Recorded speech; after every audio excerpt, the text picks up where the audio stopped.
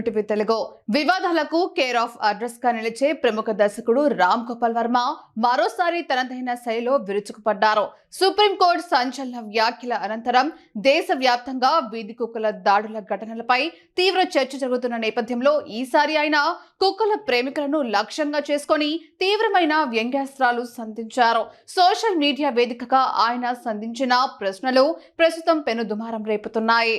కుక్కలు మీకు కుటుంబ సభ్యులతో సమానమైతే మీ ఇంట్లోని పెంపుడు కుక్కలనే ఎందుకు పెళ్లి చేసుకోకూడదు అంటూ వర్మ సూటిగా ప్రశ్నించారు. అంతేకాకుండా పేదలందరినీ మీ ఇళ్లలోకి తెచ్చుకొని వీధులను పూర్తిగా కుక్కలకే వదిలేయొచ్చు కదా అని ఆయన తనదైన శైలిలో ఎద్దేవా చేశారు.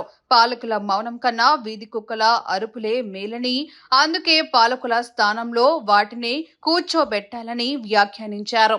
వర్మ తన వ్యంగ్యాన్ని మరింత తీవ్రతరం చేస్తూ మీ పిల్లలను వీధి కుక్కల గుంపుతో ఆడుకోవడానికి పంపించి ప్రకృతితో బంధం పెంచుకోమని చెప్పగలరా అని నిలదీశారు. కుక్కలకు కూడా పిల్లలతో సమాన హక్కులు ఉన్నాయని భావిస్తే వీధి కుక్కల కోసం పాఠశాలలు, పిల్లల కోసం కొట్టాలు నిర్మించాలని అన్నారు.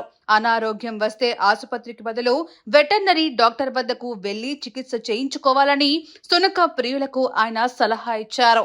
కుక్కలను దేవుళ్ల కంటే ఎక్కువగా పూజిస్తున్నారు కాబట్టి దేవాలయాల్లోని విగ్రహాలను తొలగించి వాటి స్థానంలో వీధి కుక్కలను పెట్టి మోక్షం కోసం ప్రార్థించండి అని వర్మ వ్యాఖ్యానించారు.